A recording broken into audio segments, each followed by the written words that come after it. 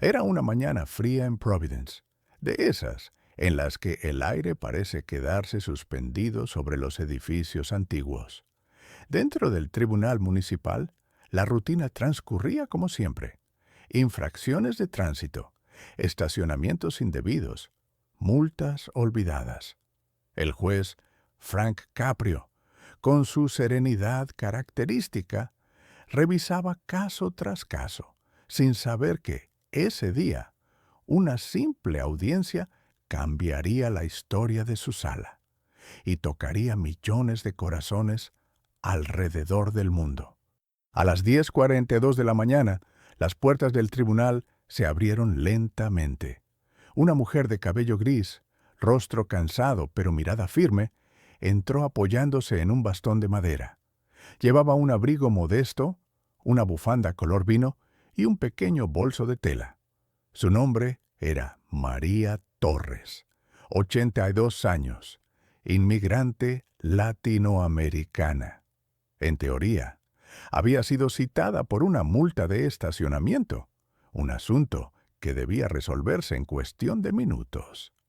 Pero, como pronto descubriría el juez Caprio, aquella mujer traía consigo algo más que papeles y documentos. Traía un silencio de medio siglo. Mientras avanzaba con pasos lentos hacia el estrado, Caprio la observaba con atención. Había algo en su andar, en la forma en que se detenía por un instante antes de cada paso, que hablaba de una vida entera de esfuerzo. Cuando llegó al frente, levantó la vista y saludó con una leve inclinación. Su acento, marcadamente hispano, rompió la formalidad del tribunal. «Buenos días, su señoría», dijo con voz suave, temblorosa, pero cargada de respeto. El juez, como siempre, respondió con amabilidad. «Buenos días, señora Torres. ¿Cómo se encuentra hoy?» «Un poco nerviosa». «Nunca había estado frente a un juez», contestó con una sonrisa tímida. Los presentes sonrieron también, pero Caprio notó algo más. No era solo nerviosismo, había un peso en sus palabras, un tono contenido que parecía esconder un océano de emociones. Tomó los documentos, los revisó y leyó en voz alta. Multa de estacionamiento en zona de carga sin permiso visible, $45. Un caso simple. O al menos eso parecía. Pero el juez Caprio tenía una habilidad que lo distinguía de todos los demás. Sabía mirar más allá del expediente. Mientras María explicaba que solo había estacionado unos minutos para ayudar a alguien, el juez percibió una pausa extraña. No era una excusa vacía, era el intento de proteger algo, de no decir demasiado. ¿Ayudar a alguien?, preguntó Caprio con curiosidad. Sí, a una persona muy especial, respondió ella, bajando la mirada. Hubo un breve silencio. En la sala solo se oía el tic-tac del reloj. El juez, sin presionarla, decidió cambiar el tono. ¿De dónde es usted, señora Torres? Su acento me resulta familiar. De Guatemala, señoría, dijo con un brillo repentino en los ojos. Llegué a este país hace más de 50 años. 50 años. Medio siglo. Esa frase resonó en la sala. El juez asintió lentamente. Debe de tener muchas historias que contar. Ella sonrió, pero su sonrisa tenía algo de tristeza. Algunas es mejor guardarlas, señoría. El narrador, en ese momento, se dirige al público. El idioma español se habla en tantos países, desde México hasta Argentina, desde España hasta el Caribe. Y hoy, esta historia nos une a todos. Cuéntame en los comentarios, ¿desde qué país estás viendo este video? Porque lo que estás a punto de escuchar no es solo una historia de leyes o multas. Es una historia de vida, de amor y de redención. De vuelta al tribunal, el juez Caprio notó que María se aferraba con fuerza a su bolso. En su interior, parecía llevar algo más importante que documentos. Quizás una carta, una fotografía o un recuerdo que no podía soltar. Tranquila, señora Torres, dijo Caprio con su habitual tono compasivo. Aquí no hay prisa. Cuénteme qué ocurrió ese día. María respiró profundamente, como si se preparara para abrir una puerta cerrada por décadas. Solo trataba de ayudar a alguien que necesitaba de mí, pero creo que no debía hacerlo. ¿Por qué dice eso?, preguntó Caprio. Porque ese día todo cambió. El juez dejó su pluma a un lado. Era su gesto habitual cuando comprendía que estaba frente a algo más grande que una simple multa. ¿Cambió?, repitió, interesado. Sí, susurró ella, porque lo que hice ese día fue por amor. El silencio volvió a apoderarse del tribunal. Nadie entendía todavía lo que María quería decir, pero todos podían sentirlo. Esa no sería una audiencia como las demás. El narrador concluye la primera parte con tono reflexivo. A veces, los secretos más profundos no se esconden en palabras, sino en los ojos cansados de quienes han esperado toda una vida para hablar. Y aunque el juez Caprio aún no lo sabía, la historia de María estaba a punto de revelar una verdad capaz de conmover hasta al corazón más firme. Durante los primeros días de la investigación, el caso parecía uno más en la interminable lista de desapariciones que azotaban la región. Los agentes trabajaban con una rutina metódica: revisar llamadas, analizar registros, interrogar a vecinos. Todo parecía indicar que Sofía, la joven desaparecida, había huido voluntariamente. No había señales de violencia en su apartamento, ni mensajes de auxilio, ni rastros de forcejeo. Solo un silencio extraño, demasiado limpio. Sin embargo, algo no cuadraba para el detective Ramírez.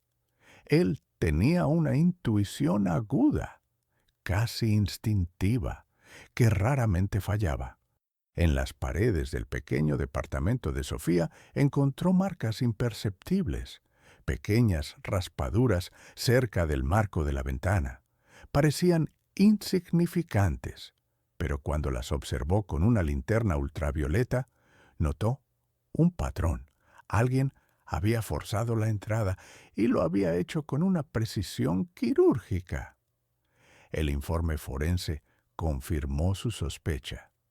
Las marcas correspondían a una herramienta poco común, usada principalmente por cerrajeros o por ladrones profesionales. Lo extraño era que no faltaba nada de valor, ni dinero, ni joyas, ni dispositivos. Solo faltaba ella. El jefe de la unidad presionaba por cerrar el caso, pero Ramírez decidió continuar por su cuenta. Siguió un rastro casi invisible: las últimas búsquedas en el computador de Sofía. Palabras clave como energía, vibraciones y frecuencia humana aparecían repetidas. En los videos que ella había visto, hablaban de una antigua sociedad que experimentaba con ondas electromagnéticas capaces de alterar la conciencia. Esa pista llevó al detective a un pequeño laboratorio abandonado en las afueras de la ciudad, donde supuestamente se habían hecho experimentos relacionados con control mental en la década de los 80. El edificio estaba cubierto de grafitis, el techo a punto de colapsar. Pero al entrar, algo cambió. El aire estaba cargado, como si las paredes conservaran una energía invisible. Entre los escombros, Ramírez encontró documentos rotos, con sellos oficiales parcialmente visibles.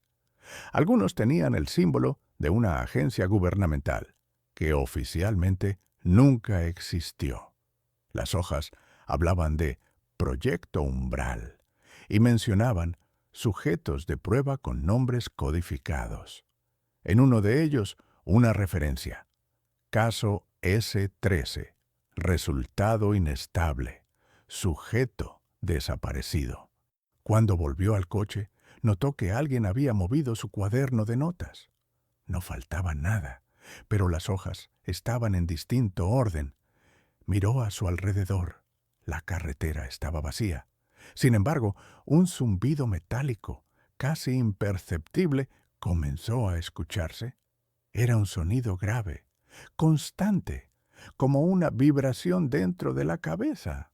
En los días siguientes, Ramírez empezó a recibir llamadas desde números desconocidos. Nadie hablaba, solo se escuchaba ese mismo zumbido. Intentó rastrear la señal, pero era imposible. Cambiaba de ubicación cada pocos segundos. Una noche, mientras revisaba el expediente de Sofía, recibió un mensaje encriptado en su correo personal. No tenía remitente, solo decía: «No busques más, ella ya cruzó el umbral». El detective no entendía el significado exacto de esas palabras, pero algo dentro de él se quebró. Revisó nuevamente las imágenes del laboratorio y notó una silueta en el fondo de una de las fotografías. Una figura humana, distorsionada por la luz, observando desde la oscuridad. Cuando amplió la imagen, el rostro parecía familiar. Ramírez decidió visitar el lugar una última vez acompañado de una cámara y un grabador de audio. En medio de la noche, el viento soplaba entre las ruinas del laboratorio como si las paredes susurraran. Encendió el grabador. «Sofía, si estás aquí, necesito una señal», murmuró. Durante minutos no pasó nada. Pero al reproducir la cinta, su voz se distorsionó, seguida de un eco que no provenía de él. Una voz femenina, tenue, respondió: «Ayúdame». El corazón de Ramírez se aceleró. No podía explicarlo, pero sabía que esa voz era real. Sofía no había desaparecido, al menos no en el sentido tradicional. Lo que empezó como un simple caso de desaparición estaba a punto de convertirse en algo mucho más oscuro. El detective, sin saberlo, acababa de abrir la puerta hacia un misterio que pondría en duda todo lo que creía sobre la realidad, la mente y el control. Y en ese momento, mientras observaba el edificio desmoronarse ante sus ojos, comprendió que el caso ya no era sobre Sofía, era sobre todos. Ramírez pasó los días siguientes revisando cada documento hallado en el laboratorio. Cuanto más leía, más entendía que aquel lugar no era un simple centro de investigación abandonado.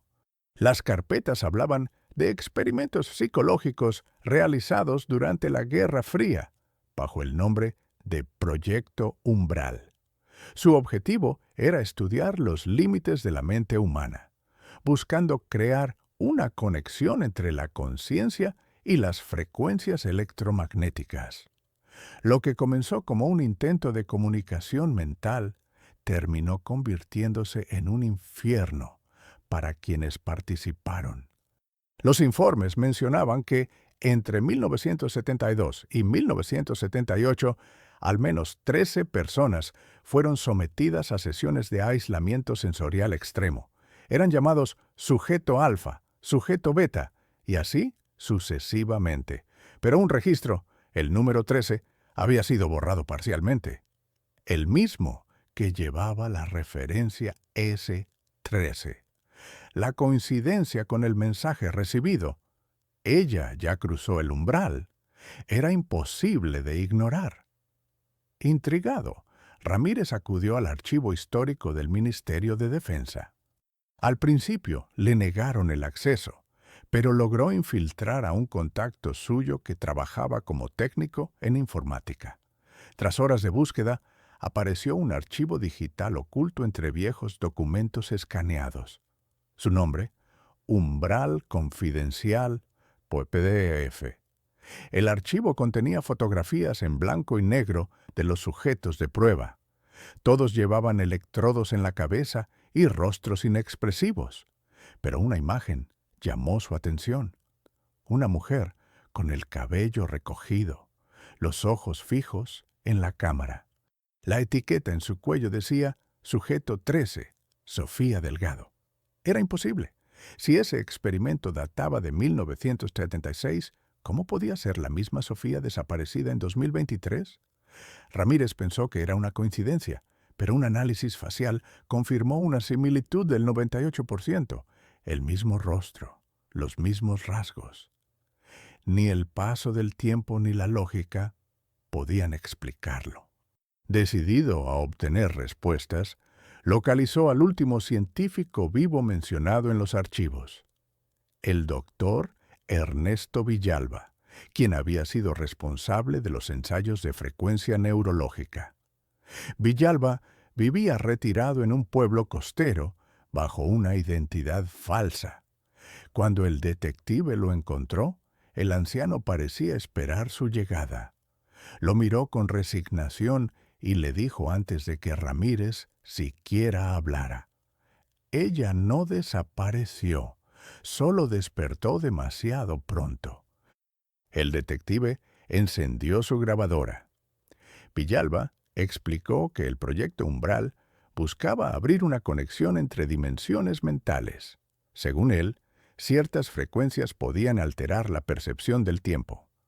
Los sujetos no morían, sino que quedaban atrapados entre planos de realidad, repitiendo los mismos instantes, incapaces de regresar. Sofía fue la única que logró proyectarse más allá. Pensamos que había muerto durante la prueba, pero un día las cámaras mostraron su rostro otra vez, 40 años después, igual que entonces, sin haber envejecido un solo día. Ramírez sintió un escalofrío recorrerle la espalda. El anciano le entregó una caja metálica sellada con el logotipo del proyecto. Dentro había una cinta de audio y una nota amarillenta que decía: «Solo puede escucharse una vez. Después, todo cambia». De regreso en su departamento, el detective preparó el ambiente. Cerró las cortinas, desconectó el teléfono y encendió la grabadora. La cinta comenzó con un sonido de estática, seguido de una frecuencia aguda que le hizo doler la cabeza. Luego, una voz femenina susurró: «Si escuchas esto, ya es demasiado tarde. Ellos siguen aquí». Las luces parpadearon.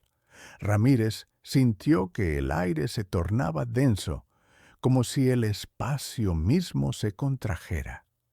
Durante segundos, el tiempo pareció detenerse. Vio figuras oscuras reflejadas en los espejos, sombras que no coincidían con su movimiento. Cuando el sonido cesó, todo volvió a la normalidad, excepto por una cosa. En su brazo habían aparecido las mismas marcas que tenían los sujetos de prueba. Aterrorizado, buscó la caja otra vez, pero estaba vacía. Solo quedaba una hoja doblada con una frase escrita a mano: «El umbral no se abre, te elige». Desde ese día, el detective Ramírez comenzó a perder la noción del tiempo. Algunos días despertaba con recuerdos que no le pertenecían, en lugares que nunca había visitado. Otros encontraba grabaciones en su voz diciendo cosas que no recordaba haber dicho. El misterio ya no era un caso más, era una herencia, una que había permanecido oculta durante medio siglo, esperando a su próxima víctima. Y ahora el proyecto Umbral había encontrado a su nuevo sujeto de prueba. El caso de Sofía Delgado había tomado proporciones incontrolables. Ramírez, cada vez más perturbado por los efectos del proyecto Umbral, decidió presentar las pruebas ante el tribunal. necesitaba una figura pública capaz de romper el silencio institucional. Así fue como el expediente llegó a manos del juez Frank Caprio, conocido por su humanidad y por su capacidad de ver el dolor detrás de cada historia. El juez recibió los documentos una tarde lluviosa. Al principio, creyó que se trataba de una broma o de una invención paranoica de un detective obsesionado. Pero cuando escuchó la grabación que Ramírez había llevado, la misma cinta con la voz de Sofía, algo cambió en su expresión. En el fondo del audio, tras el zumbido metálico, se escuchaba una súplica desgarradora. «Por favor, díganle a mi madre que aún estoy aquí». El juez bajó la cabeza. Su rostro, normalmente sereno, se quebró por un instante. Pidió que desalojaran la sala y se quedó solo con Ramírez. «Hijo, lo que usted trajo aquí no es un simple caso. Es una herida abierta en la historia de este país». A medida que el detective relataba lo ocurrido, Caprio comenzó a comprender la magnitud del encubrimiento. El proyecto, oficialmente cancelado en 1978, había continuado en secreto durante décadas. Los experimentos no solo buscaban manipular la mente, sino también transferir la conciencia humana a frecuencias almacenadas en dispositivos electromagnéticos. Sofía era una de esas conciencias atrapadas. El juez, conmovido, solicitó revisar los archivos originales del ministerio, pero el acceso fue negado. Sin embargo, una fuente anónima le envió un paquete sellado a su despacho. Dentro había fotografías de niños, mujeres y hombres conectados a máquinas antiguas, con los ojos abiertos y fijos. Entre ellos, nuevamente, el rostro de Sofía. En una de las imágenes, una nota escrita a mano. Ellos nunca murieron, solo cambiaron de frecuencia. Caprio, con lágrimas en los ojos, miró a Ramírez y dijo: «He pasado toda mi vida juzgando errores humanos. Pero esto no es un error. Es una condena impuesta por quienes debían protegernos». Durante la audiencia, el juez rompió el protocolo. Solicitó que la grabación fuera reproducida en presencia del público y de la prensa. Cuando la voz de Sofía volvió a sonar, el silencio en la sala fue absoluto. Algunos lloraban sin entender por qué. Otros, simplemente, sentían una presión en el pecho, como si aquella frecuencia invisible los atravesara. Entonces, algo inesperado ocurrió. El sistema eléctrico del tribunal colapsó por completo. Las luces se apagaron, los micrófonos emitieron un chillido agudo y las cámaras dejaron de grabar. En la oscuridad, todos escucharon una frase repetida 3 veces. «No hay juicio para los que ya no pertenecen al tiempo». Cuando la luz regresó, el juez Caprio estaba llorando. No por miedo, sino por compasión. Miró al público y dijo con voz temblorosa: «He escuchado miles de historias en esta sala, pero jamás una tan triste. Si esta mujer sigue allí, en alguna parte de ese umbral, le debemos justicia. No una justicia legal, sino humana». Los medios calificaron aquel momento como el día en que el juez lloró por el alma de una desconocida. El gobierno intentó censurar las grabaciones, pero era demasiado tarde. La transmisión había sido replicada en cientos de canales alternativos. La voz de Sofía se había vuelto viral, y con ella el nombre del proyecto Umbral. Ramírez sabía que, al exponer la verdad, había firmado su sentencia. A partir de esa noche, empezó a notar vehículos sin placas siguiendo su coche, llamadas sin voz, sombras que parecían esperarlo en cada esquina. Sin embargo, no se arrepentía. El juez Caprio, por su parte, escribió en su diario: «No temo a la verdad, temo al silencio, porque el silencio fue lo que los mantuvo atrapados». A la mañana siguiente, renunció. Nadie volvió a verlo. En su despacho solo quedó una carta dirigida a Ramírez. «No llores por mí, lloré por ella, por todos los que cruzaron el umbral sin querer. Si alguna vez escuchas su voz otra vez, dile que la escuché y que lloré por ella». Después de la audiencia y de la desaparición del juez Caprio, el país entero se sumió en una mezcla de confusión y miedo. Los noticieros hablaban de un apagón inexplicable, mientras las redes sociales se inundaban de fragmentos de la grabación prohibida. Algunos aseguraban haber escuchado nuevas voces escondidas entre las frecuencias. Otros decían que las luces de sus casas parpadeaban al reproducir el audio. Ramírez, ahora convertido en fugitivo, sabía que el proyecto Umbral no había terminado. En realidad, apenas había comenzado una nueva fase. Sus noches se llenaron de pesadillas. Veía a Sofía frente a un espejo, llamándolo desde el otro lado, mientras el reflejo mostraba una versión envejecida de sí mismo. En cada sueño, ella repetía la misma frase: «Aún puedes entrar si aceptas olvidar». Intentó huir, quemó documentos, cambió de teléfono y se refugió en una cabaña al norte del país. Pero las interferencias lo seguían. Cada vez que encendía la radio, escuchaba una estática que formaba su nombre. Un día, cansado del miedo, decidió enfrentar la verdad. Volvió al laboratorio abandonado donde todo había comenzado. El edificio estaba en ruinas, cubierto por la maleza. Sin embargo, dentro, encontró algo nuevo: una computadora encendida, conectada a una antena improvisada. En la pantalla aparecía una sola línea de texto: «Bienvenido de nuevo, Ramírez. Hemos estado esperando tu señal». El detective se acercó lentamente. Sobre la mesa había una cinta idéntica a la anterior, etiquetada con su propio nombre. A su lado, una carta manuscrita. «Todos cruzamos el umbral de una forma u otra. Algunos lo hacen con miedo, otros con curiosidad. La pregunta es, ¿qué parte de ti estás dispuesto a dejar atrás?». Ramírez dudó, miró alrededor y por un instante creyó ver una figura femenina en el reflejo de una ventana rota.